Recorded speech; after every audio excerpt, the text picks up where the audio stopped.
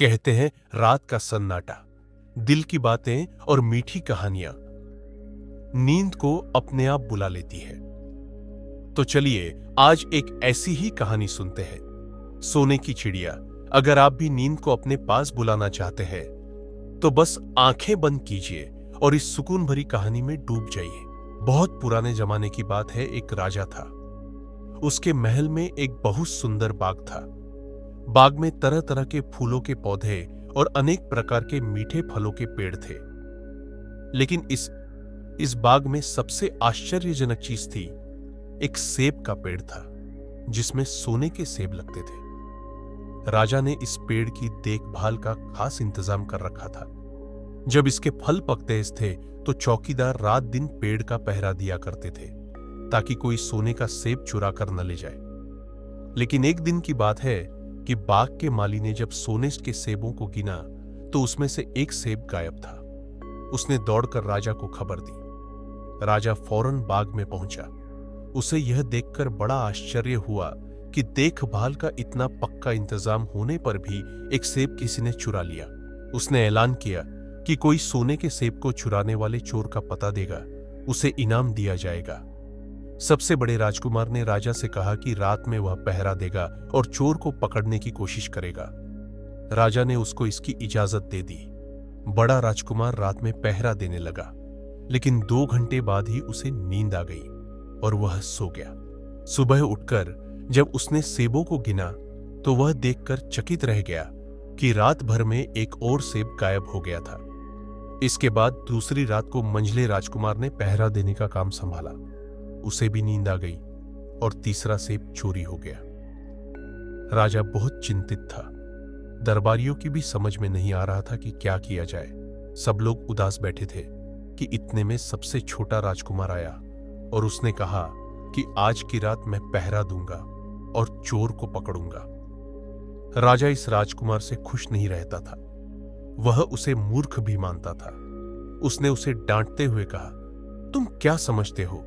क्या तुम्हें इसमें सफलता मिलेगी? तुमसे बड़े और तुमसे ज्यादा समझदार दोनों राजकुमार इस काम में असफल हो चुके हैं। तुम जाओ, अपना काम करो। लेकिन छोटा राजकुमार नहीं माना। उसने राजा से प्रार्थना की कि उसे एक मौका जरूर दिया जाए। अंत में राजा राजी हो गया। राजकुमार रात में पहरा देने लगा। उसने तय किया कि वह किसी भी हालत में नहीं सोएगा और चोर को जरूर पकड़ेगा। जब आधी रात हुई और 12 बजे का आखिरी घंटा बजा तो राजकुमार ने देखा कि एक सुंदर सोने की चिड़िया कहीं से उड़ती हुई आई और सेब के पेड़ पर बैठी। उसने देखते देखते सोने का एक सेब तोड़कर अपनी चोंच में पकड़ लिया। राजकुमार ने फौरन निशाना साधकर तीर चला दिया, लेकिन तीर चिड़िया को नहीं लगा और वह पंख फड़फड़ाकर उड़ गई। हां, इतना अवश्य हुआ कि उसका एक सुनहरा पंख टूटकर जमीन पर आ गिरा। दूसरे दिन सुबह राजकुमार ने राजा को सारी बात बता दी और वह सोने का पंख उनके सामने रख दिया। पंख इतना सुंदर और इतना कीमती था कि राजा उसे देखता ही रह गया। उसने कहा, अगर उस चिड़िया का एक पंख इतना सुंदर है तो वह पूरी चिड़िया कितनी सुंदर होगी। मैं चाहता हूं कि उस चिड़िया को कोई पकड़ लाए। सबसे पहले बड़ा राजकुमार इस काम के लिए रवाना हुआ। चलते चलते वह एक जंगल में पहुंचा। वहां उसने एक लोमड़ी को एक पेड़ के नीचे आराम करते हुए देखा। राजकुमार ने मौका देखकर तीर अपने धनुष पर चढ़ा लिया। वह तीर छोड़ने ही जा रहा था कि लोमड़ी ने चिल्लाकर कहा, राजकुमार, मुझे मत मारो। मुझे पता है कि तुम सोने की चिड़िया की खोज में निकले हो। तुम मेरी राय मानो तो तुम्हारा काम जल्दी ही पूरा हो जाएगा। तुम इसी रास्ते से सीधे चले जाओ। शाम होने पर तुम एक गांव में पहुंचोगे। वहां तुम्हें आमने सामने 2 सराय मिलेंगी। एक सराय खूब सजी सजाई और सुंदर सी होगी, लेकिन तुम उसमें मत ठहरना। तुम उसके सामने वाली दूसरी सराय में ठहरना, जो बहुत मामूली और देखने में भी भद्दी सी होगी। ऐसा करने पर तुम्हारा काम आसानी से पूरा हो जाएगा। लोमड़ी का बात सुनकर राजकुमार को हंसी आ गई। उसने डांटकर कहा, भाग जा, यहां से मुझे तुम्हारी सलाह की जरूरत नहीं है। यह कहकर उसने तीर छोड़ दिया। लेकिन लोमड़ी बहुत चालाक थी। वह बचकर निकल भागी। राजकुमार आगे चलता गया। शाम को जब वह एक गांव में पहुंचा तो उसने देखा कि वहां सड़क के किनारे सचमुच 2 सरायें थीं। उनमें से एक सराय खूब सजी सजाई थी और उसके अंदर से लोगों के नाचने गाने की आवाजें आ रही थी। दूसरी सराय भद्दी सी थी और वहां अंधेरा घिरा हुआ था।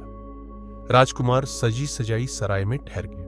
थोड़ी देर में वह भूल गया कि वह असल में सोने की चिड़िया की खोज में निकला था। उधर जब काफी समय बीत गया और बड़ा राजकुमार नहीं लौटा तो मंझला राजकुमार सोने की चिड़िया की खोज में चल पड़ा। वह भी उसी तरह चलते चलते जंगल में पहुंचा तो वही लोमड़ी उसे भी मिली। इस राजकुमार ने भी लोमड़ी की बात पर कोई ध्यान नहीं दिया। जब वह शाम को उस गांव में पहुंचा तो बड़े राजकुमार की तरह सजी सजाई सराय में ठहरा। वहां के नाच रंग में मस्त होकर वह भी अपना काम भूल गया। यहां तक कि उसे घर लौटने की भी सुध न रही। अंत में सबसे छोटे राजकुमार ने राजा से कहा कि मैं सोने की चिड़िया की खोज में जाऊंगा। राजा को विश्वास था कि जब उससे बड़े दोनों राजकुमार इस काम में सफल नहीं हुए तो इसे और भी सफलता नहीं मिलेगी। लेकिन उसकी जिद करने पर राजा ने उसे इजाजत दे दी। छोटा राजकुमार तैयार होकर सोने की चिड़िया की खोज में निकला। जंगल में उसे भी लोमड़ी मिली। राजकुमार ने लोमड़ी की बात को ध्यान से सुना और लोमड़ी से कहा, ठीक है, तुम जैसे कह रही हो मैं वैसा ही करूंगा। अब तुम जाओ, मैं तुम्हें नहीं मारूंगा। इस पर लोमड़ी खुश होकर बोली, तुम सबसे अच्छे लड़के मालूम होते हो। तुमने मेरी बात बात का मजाक नहीं उड़ाया और मुझ पर तीर नहीं चलाया। मैं तुमसे खुश हूं और तुम्हारी मदद करूंगी। आओ, तुम मेरी पूंछ पर बैठ जाओ, मैं तुम्हें उस सराय तक पहुंचा देती हूं। देखते देखते लोमड़ी की पूंछ काफी बड़ी हो गई और राजकुमार उस पर बैठ गया। उसके बैठते ही लोमड़ी हवा में उड़ने लगी और थोड़ी ही देर में मैदानों और पहाड़ों को पार करके उसी गांव में जा पहुंची। राजकुमार ने उसकी सलाह को मानकर छोटी और पुरानी सराय में ही डेरा डाल दिया। वह दूसरी सजी सजाई सराय से दूर ही रहा। दूसरे दिन सुबह उठकर जब वह आगे बढ़ा तो कुछ दूर चलने पर उसे वह लोमड़ी फिर से रास्ते में मिल गई। लोमड़ी ने उससे कहा, अब मैं तुम्हें बताती हूं कि आगे तुम्हें क्या करना चाहिए। तुम सीधे चलो। आगे चलने पर तुम्हें एक बहुत बड़ा किला मिलेगा जिस पर सिपाही लोग पहरा दे रहे होंगे। तुम सिपाहियों से डरना मत और सीधे अंदर चले जाना, क्योंकि वे इस समय सो रहे होंगे। तुम बेधड़क होकर किले में घुसते चले जाना और उनके कमरों को पार करते हुए उस जगह पहुंच जाना जहां लकड़ी के एक मामूली से पिंजरे में सोने की चिड़िया बंद है। तुम चिड़िया को पिंजरे सहित उठाकर किले से बाहर ले आना। लेकिन एक बात याद रखना, चिड़िया के पिंजरे के पास ही एक बहुत सुंदर सा सोने का पिंजरा भी रखा होगा। तुम भूलकर भी चिड़िया को उस पिंजरे में मत रखना, मगर तुम उसे लकड़ी के पिंजरे में से निकालकर सोने के पिंजरे में रखने की कोशिश करोगे तो बाद में पछताओगे। यह कहकर लोमड़ी ने राजकुमार को फिर से अपनी पूंछ पर बिठाया और थोड़ी ही देर में उसको किले के पास पहुंचा दिया। राजकुमार ने किले का पास जाकर देखा कि सचमुच उसके पहरेदार सो रहे थे। वह बिना डरे सीधा महल में घुस गया और थोड़ी ही देर बाद वह उस कमरे में जा पहुंचा जहां सोने की चिड़िया एक पिंजरे में बैठी हुई थी। पिंजरे के पास ही सोने के 3 सेब पड़े हुए थे। इन सेबों को देखकर राजकुमार ने फौरन पहचान लिया कि ये सेब उसके पिता के बाग के ही थे। सोने की चिड़िया इतनी सुंदर थी कि राजकुमार उसको देखता ही रह गया। वह उसको उठाकर लाने ही वाला था कि उसकी नजर पास ही पड़े एक सुंदर से पिंजड़े पर पड़ी। वह पिंजड़ा बहुत सुंदर था और उसमें तरह तरह के कीमती पत्थर जड़े हुए थे। सोने की चिड़िया के लिए वही पिंजरा ठीक मालूम पड़ता था। राजकुमार लोमड़ी की बात को भूल गया और उसने सोने की चिड़िया को लकड़ी के पिंजरे से निकालकर सोने के पिंजरे में बंद कर दिया। लेकिन नए पिंजरे में आते ही चिड़िया ने खूब जोर जोर से शोर मचाना शुरू कर दिया। राजकुमार पिंजरे को उठाकर कमरे से बाहर भी नहीं निकल पाया था कि बहुत से सिपाही कमरे में घुस आए और उन्होंने राजकुमार को पकड़ लिया। अब राजकुमार को अपनी भूल का पता चला। उसे याद आया कि लोमड़ी ने उससे क्या कहा था। लेकिन अब क्या हो सकता था सिपाही उसे खींचते हुए राजा के दरबार में ले गए। राजा के पूछने पर राजकुमार ने सारी बात कह सुनाई। राजा बोला, तुम मेरे महल में चोरी करने के लिए घुसे थे। मैं तुमको माफ नहीं कर सकता। तुम्हें फांसी की सजा दी जाएगी, लेकिन मैं तुम्हें एक मौका देता हूं। अगर तुम मेरे लिए सोने का घोड़ा ला दो तो मैं न सिर्फ तुम्हें छोड़ दूंगा, बल्कि सोने की चिड़िया भी तुमको दे दूंगा। राजकुमार को अपनी जान बचाने के लिए राजा की शर्त माननी पड़ी। अब वह सोने के घोड़े की तलाश में निकला। किले के बाहर जाने पर उसने देखा कि लोमड़ी का उसका इंतजार कर रही है। उसने लोमड़ी को सारी बातें बताई। लोमड़ी ने निराश होते हुए कहा, मैं अब तुम्हारी कोई मदद नहीं करूंगी। तुमने मेरे कहने के अनुसार नहीं किया। मैंने जिस तरह से कहा था, अगर तुम उस तरह से काम करते तो इस मुसीबत में नहीं फंसते और सोने की चिड़िया तुम्हें मिल जाती। राजकुमार बोला, इस बार मुझे माफ कर दो, मुझसे गलती हो गई। मेरा काम तुम्हारी सहायता के बिना नहीं चलेगा। मुझे राजा ने सोने का घोड़ा लाने के लिए कहा है, वरना वह मुझे फांसी पर चढ़ा देगा। लोमड़ी ने कहा, खैर, मैं तुम्हें माफ करती हूं। अब तुम ऐसा करो कि मेरी पूंछ पर बैठकर सीधे चले चलो। कुछ दूर जाने पर तुम्हें एक दूसरा किला मिलेगा। उसी किले की घुड़साल में तुम्हें सोने का घोड़ा बंधा हुआ मिलेगा। महल के नौकर चाकर सब सो रहे होंगे। तुम चुपचाप जाना और घोड़े को खोल लेना। लेकिन एक बात याद रखना, वहां घोड़े के पास ही घोड़े पर कसने के लिए 2 जीनें रखी होंगी। उसमें से एक तो पुरानी चमड़े की जीन होगी और दूसरी सोने की जीन होगी। तुम सोने की जीन को छूना भी मत और उस घोड़े पर पुरानी चमड़े की जीन को कसकर सवार हो जाना और उसे दौड़ते हुए किले से बाहर चले आना। राजकुमार ने वादा किया कि वह ठीक ठीक वैसा ही करेगा। लोमड़ी ने उसको अपनी पूंछ पर बैठाया और कुछ ही देर में वह उसे ले किले के पास जा पहुंची। किले के पास पहुंचते ही लोमड़ी ने उसे नीचे उतारा और फिर वहां से चली गई। राजकुमार सीधा फाटक से किले में घुस गया। अंदर जाकर उसने देखा कि वहां के सभी नौकर चाकर सोए हुए थे। थोड़ी ही देर में वह किले की घुड़साल में जा पहुंचा। वहां एक बहुत सुंदर सुनहरा घोड़ा बंधा हुआ था। राजकुमार ने पास जाकर देखा कि वह घोड़ा सचमुच सोने का था। ऐसा सुंदर घोड़ा उसने सपने में भी नहीं देखा था। उसने आगे बढ़कर घोड़े को खोल लिया। जब वह बाहर निकलने लगा तो उसकी नजर एक कोने में पड़ी हुई सोने की जीन पर गई। यह जीन बहुत सुंदर थी और इसमें हीरे मोती जड़े हुए थे। उसके पास ही एक फटी पुरानी चमड़े की जीन पड़ी हुई थी। इतने सुंदर घोड़े पर पुराने चमड़े की जीन कसना राजकुमार को अच्छा नहीं लगा। उसने सोने की जीन उठा ली और घोड़े पर कसना शुरू किया। इतने में घोड़ा जोर से हिनहिना उठा। किले के नौकर चाकर जाग गए। थोड़ी ही देर में राजकुमार पकड़ लिया गया। राजकुमार को सिपाहियों ने हाथ बांधकर अपने राजा के सामने पेश किया। राजा ने सारी बातें सुनकर कहा, तुमने मेरे घोड़े को चुराने की कोशिश की है, इसलिए तुम्हें फांसी की सजा दी जाएगी। लेकिन अगर तुम मेरा एक काम कर दो तो मैं तुम्हें छोड़ सकता हूं।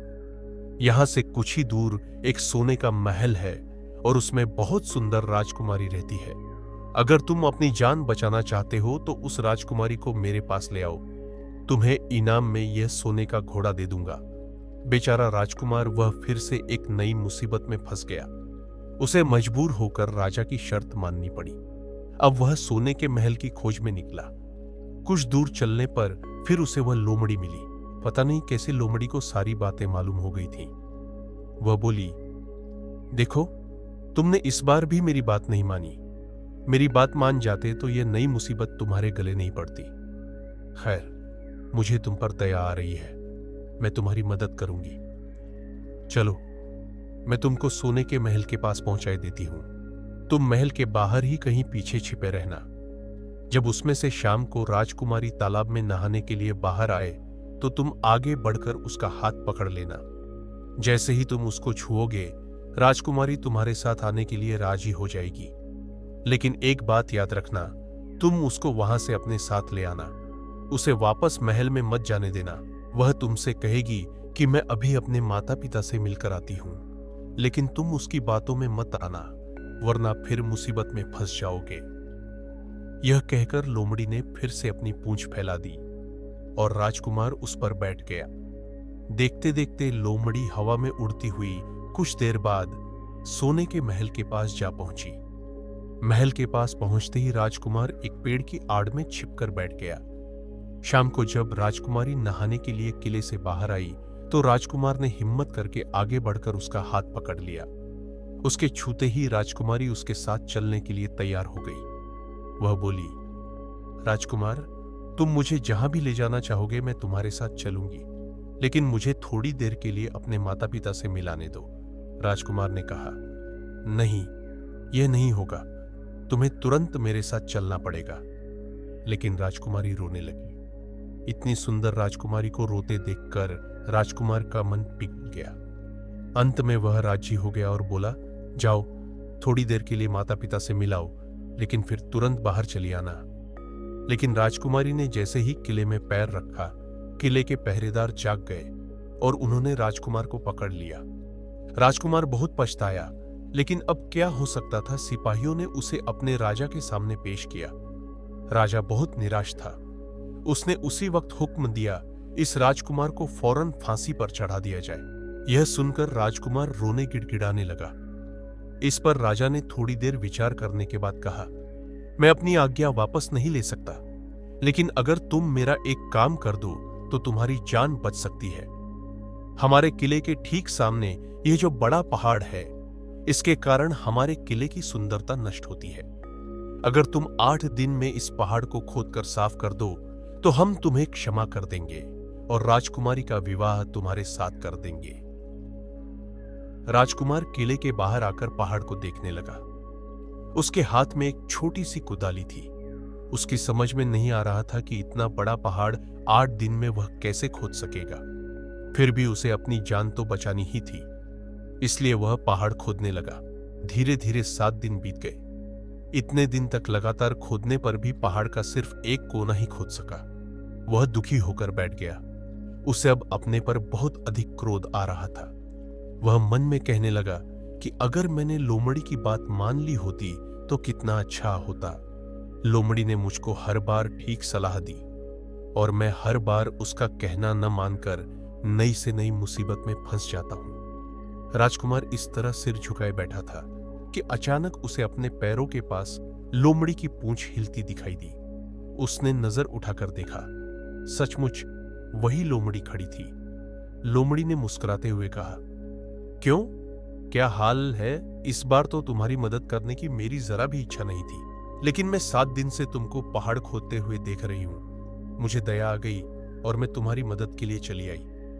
जाओ, तुम बहुत थक गए हो, सो जाओ, मैं थोड़ी ही देर में तुम्हारा काम पूरा कर दूंगी। इस बार राजकुमार ने तय कर लिया था कि अब वह लोमड़ी जिस तरह कहेगी वह उसी तरह करेगा। वह चुपचाप उठकर एक तरफ सोने चला गया।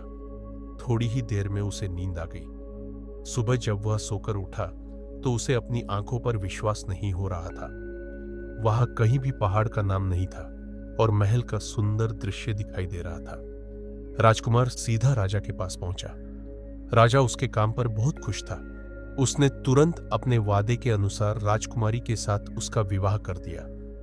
जब राजकुमार उस सुंदर राजकुमारी के साथ कुछ दूर चला तो उसे रास्ते में फिर वही लोमड़ी मिली। लोमड़ी बोली, बधाई हो राजकुमार, राजकुमारी के साथ तुम्हें देखकर मुझे बड़ी खुशी हो रही है, लेकिन अब तुम्हें सोने का घोड़ा और सोने की चिड़िया भी प्राप्त करनी चाहिए, क्योंकि वे दोनों चीजें तुम्हारे ही लायक है और तुम उन्हें आसानी से प्राप्त कर सकते हो। राजकुमार बोला, लेकिन भला मुझे सोने का घोड़ा और सोने की चिड़िया कैसे मिल सकती है? मैं तो इस राजकुमारी को भी उस राजा के लिए ले जा रहा हूं। लोमड़ी ने कहा, नहीं, तुम ऐसा काम कभी मत करना। इस राजकुमारी के साथ तुम्हारा विवाह हुआ है और यह अब तुम्हारी ही है। अगर तुम मेरे कहने के अनुसार काम करो तो तुम्हें सोने का घोड़ा और सोने की चिड़िया भी मिल सकती है। तुम पहले इस राजकुमारी को लेकर सोने के घोड़े वाले राजा के पास जाओ। राजा खुश होकर तुमको सोने का घोड़ा दे देगा। तुम घोड़े पर सवार हो जाना और सवार होकर सबसे विदा लेना। राजकुमारी से तुम सबसे बाद में विदा लेना। जैसे ही तुम राजकुमारी के पास पहुंचो, तुम उसे हाथ से पकड़कर घोड़े के ऊपर खींच लेना और घोड़े को दौड़ा देना।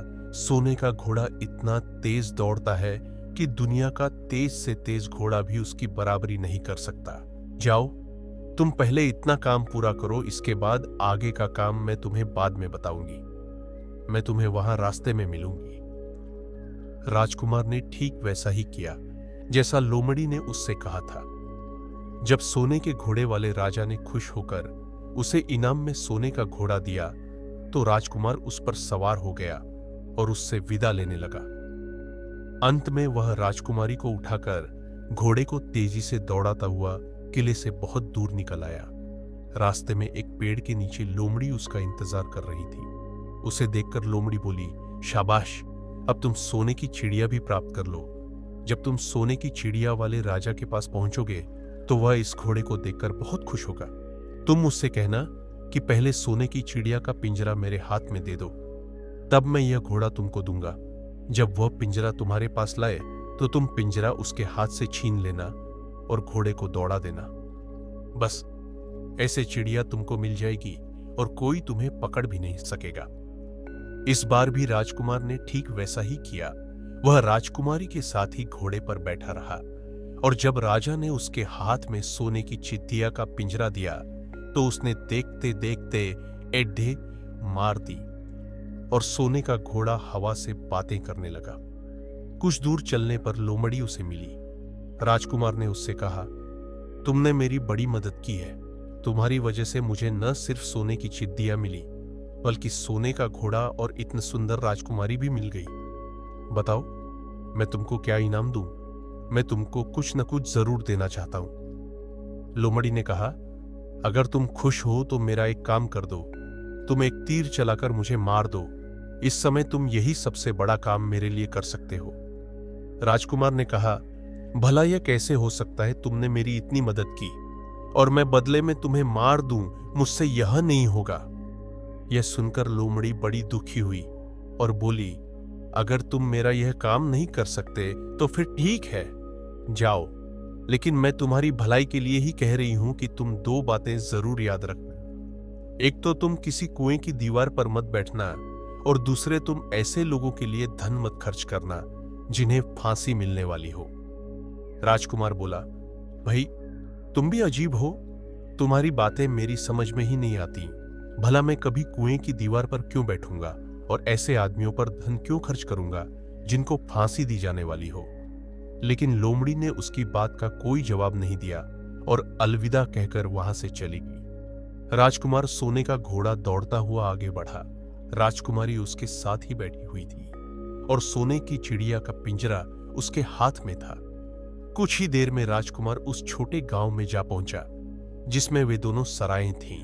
गांव के लोग और खास तौर से बच्चे उसको देखने के लिए बाहर निकल आए। सोने के घोड़े पर इतने सुंदर राजकुमार के साथ बैठी एक राजकुमारी को देखकर सभी लोग चकित थे। इतने में राजकुमार ने देखा कि गांव के बगीचे में एक जगह बहुत से लोग जमा हैं और कुछ शोर हो रहा है।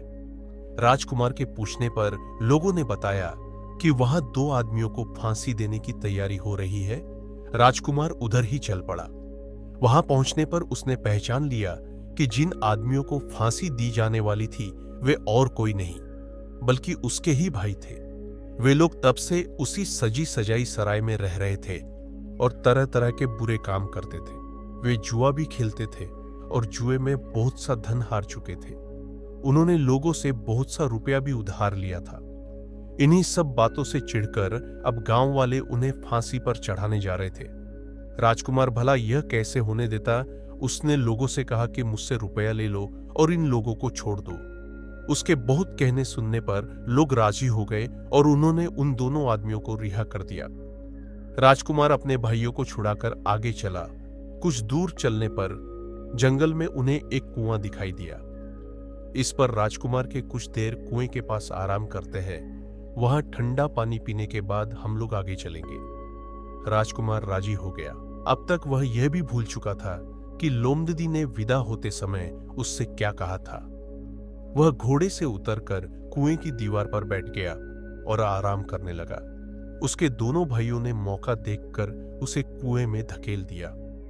इसके बाद उन्होंने घोड़े पर राजकुमारी को डाला और सोने की चिड़िया का पिंजरा उठाया और वहां से चलते बने। कुछ ही देर में वे लोग अपने राज्य में लौट आए। घर लौटकर उन्होंने राजा से कहा, हम लोग सोने की चिड़िया को पकड़ लाए हैं। इसी चिड़िया ने हमारे बाग में से सोने के सेब चुराए थे। इसके साथ ही हम एक यह सोने का घोड़ा और राजकुमारी भी लाए हैं। राजा बहुत खुश हुआ। सारे राज्य के लोग खुशियां मनाने लगे, लेकिन राजकुमारी खुश नहीं थी। वह बराबर रोती रहती थी। उसने खाना पीना छोड़ दिया। यही नहीं, घोड़े ने भी दाना पानी बंद कर दिया और सोने की चिड़िया भी उदास रहने लगी। राजा ने बहुत कोशिश की, लेकिन न तो वह राजकुमारी खुश हुई और न सोने के घुट्टे और सोने की चिड़िया ने दाना खाना शुरू किया। उधर छोटा राजकुमार कुएं में गिर गया था, लेकिन वह मरा नहीं। कुआं बहुत गहरा था, लेकिन उसमें पानी बहुत थोड़ा था। वह कुएं में बैठा बैठा अपने भाग्य को कोसता रहा। अब उसे फिर उसी लोमड़ी की याद आई और वह पछताने लगा कि अगर मैंने उसका कहना मान लिया होता तो मैं मुसीबत में न फंसता। राजकुमार ने जैसे ही लोमड़ी को याद किया, लोमड़ी न मालूम कैसे कुएं के मुंह पर आ पहुंची और बोली, देखो राजकुमार, मैंने पहले ही तुम्हें समझाया था कि किसी कुएं की दीवार पर मत बैठना और ऐसे आदमियों की मदद मत करना जिन्हें फांसी दी जाने वाली हो, लेकिन तुम नहीं माने। खैर चलो, अब आखिरी बार मैं फिर तुम्हारी मदद की देती हूं। लो, मेरी पूंछ पकड़कर कुएं से बाहर निकल जाओ। यह कहकर लोमड़ी ने अपनी पूंछ कुएं में लटका दी। देखते देखते पूंछ इतनी लंबी हो गई कि कुएं के पेंदे में पड़े राजकुमार के पास तक जा पहुंची। राजकुमार उसे पकड़कर कुएं से बाहर निकल आया। लोमड़ी ने उससे कहा, जाओ, अब तुम अपने घर जाओ, लेकिन जरा होशियार रहना, तुम्हारे भाई तुम्हारी जान के दुश्मन हैं। वे लोग जरूर तुमको ढूंढ रहे होंगे। राजकुमार घर की ओर चल पड़ा। अपने राज में पहुंचने पर उसे एक भिखारी मिला। भिखारी को उसने अपने सुंदर कपड़े दान में दे दिए और उनके भद्दे पुराने कपड़े पहन लिए। इस तरह भेष बदलकर वह अपने किले में पहुंचा। वहां उसके पहुंचने पर एक बड़ी आश्चर्यजनक बात आई। सोने का घोड़ा खुशी से हीन हिनाने लगा और दाना खाने लगा। सोने की चिड़िया भी अपने पिंजरे में खुशी से फुदकने लगी और गाना गाने लगी। राजकुमारी ने अपने आंसू पोंछ डाले और वह भी खुश दिखाई देने लगी। लेकिन राजा की समझ में कुछ नहीं आया। उसने राजकुमारी से इसका कारण पूछा तो वह बोली, मैंने तो पहले ही आपको सारी कहानी बता दी थी। आपके बड़े और मंझले राजकुमार ने छोटे राजकुमार के साथ धोखा किया है। इन्होंने आपको भी धोखा दिया है, लेकिन अब आपका छोटा राजकुमार यहां पर आ पहुंचा है। इसीलिए मुझे बहुत खुशी हो रही है। उसी के साथ मेरी शादी हुई है और मैं उसके साथ ही सुखी रह सकती हूं। फिर उसने मैले कुचैले कपड़े पहने एक आदमी की ओर इशारा करते हुए कहा, वह रहा आपका छोटा राजकुमार। राजा ने भी अपने छोटे लड़के को पहचान लिया। अब राजा ने अपने छोटे बेटे के बारे में अपने विचार बदल दिए। अब वह उसको बहुत समझदार और बहादुर मानने लगा और उससे बहुत अधिक प्यार करने लगा। उसने उसको राजगद्दी पर बिठाने का निश्चय किया। बड़े और मंझले राजकुमार ने अपने छोटे भाई को ही धोखा नहीं दिया था, बल्कि राजा को भी धोखा दिया था। इससे राजा उनसे बहुत नाराज था। उसने उन दोनों को अपने राज्य से निकलवा दिया। इसके बाद बड़ी धूमधाम के साथ राजकुमारी के साथ राजकुमार का विवाह हुआ और दोनों सुख से रहने लगे। लेकिन राजकुमार उस लोमड़ी को नहीं भूला था जिसने उसकी सहायता की थी। एक दिन समय निकालकर वह जंगल में उस लोमड़ी की खोज में निकला। बहुत ढूंढने के बाद एक पेड़ के खोखले भाग में उसने उस लोमड़ी को चुपचाप बैठे है देखा। लोमड़ी बहुत उदास थी और पहले से बहुत ज्यादा दुबली भी हो गई थी। राजकुमार को देखते ही लोमड़ी ने उसे पहचान लिया और कहा, आह, कहो राजकुमार, आज इधर कैसे भूल पड़े। राजकुमार ने कहा, मैं आज तुम्हें ही ढूंढने के लिए आया हूं। चलो मेरे बाग में आराम से रहना, वहां तुम्हें किसी तरह की तकलीफ नहीं होगी। यहां तो जंगल में तुम्हें खाने पीने की तकलीफ होती होगी और जंगली जानवरों और शिकारियों का डर बना रहता होगा। लोमड़ी ने कहा, नहीं राजकुमार, मैं यहां ठीक हूं और भला अब तुम्हें मेरे दुख से क्या लेना देना। तुम्हारा काम निकल गया, अब तुम सुख से अपने राज में रहो। राजकुमार बोला, नहीं, तुमने मेरा बड़ा उपकार किया है, मैं तुम्हें इनाम देना चाहता हूं और अपने साथ ही रखना चाहता हूं। राजकुमारी भी बहुत खुश होगी, वह भी तुमसे मिलना चाहती है। लोमड़ी बोली, अगर तुम सचमुच मुझे इनाम देना चाहते हो तो मेरा एक काम कर दो। मैंने तुमसे पहले भी कहा था कि तुम तीर चलाकर मुझे मार दो, इसी से मेरा लाभ होगा। असल में एक जादूगर ने मुझ पर जादू कर रखा है। मैं लोमड़ी नहीं हूं, मुझे उसके जादू के प्रभाव से लोमड़ी के रूप में रहना पड़ रहा है। मैं तो उसी देश का राजकुमार हूं जहां की राजकुमारी से तुम्हारा विवाह हुआ है। असल में वह राजकुमारी मेरी छोटी बहन है। अगर तुम तीर चलाकर मुझे मार दोगे तो इस जादू से मुझे मुक्ति मिल जाएगी और मैं फिर अपने देश लौट सकूंगा। राजकुमार को यह सुनकर बड़ा आश्चर्य हुआ। उसने फौरन अपने धनुष पर तीर चढ़ाया और लोमड़ी की ओर छोड़ दिया। तीर के लगते ही लोमड़ी मर गई और उसमें से एक सुंदर सा राजकुमार निकल आया। फिर दोनों राजकुमार आपस में गले मिले। इसके बाद दोनों राजकुमार वापस महल में लौट आए। वहां राजकुमारी अपने भाई से मिलकर बहुत खुश हुई।